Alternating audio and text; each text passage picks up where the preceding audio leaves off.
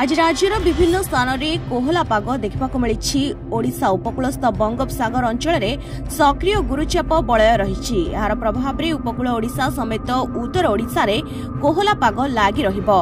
आंचलिक पाणीपाग केन्द्र सूचना अनुसार 21 तारीख पर्यंत राज्यर अधिकांश जिले में घन कुहुड़ी अनुभूत हेबो।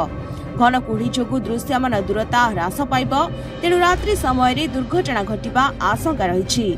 जिलापाल और एसपी माने ए दिगरे पदक्षेप नेबार आवश्यकता रही बोली स्वतंत्र रिलीफ कमिशनर कार्यालय पक्षरु कहुଯାଇଛି।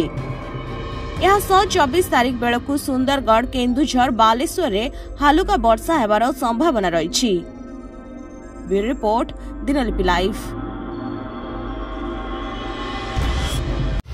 आशा करूछु वीडियोटी आपनको भल लागिथिबो। एभली अपडेट खबर जानिबा पई दिनलिपि लाइव सहित जोड़ी रहंतु। आम चैनल को लाइक, शेयर, सब्सक्राइब करंतु एवं बेल आइकन को क्लिक करंतु। धन्यवाद।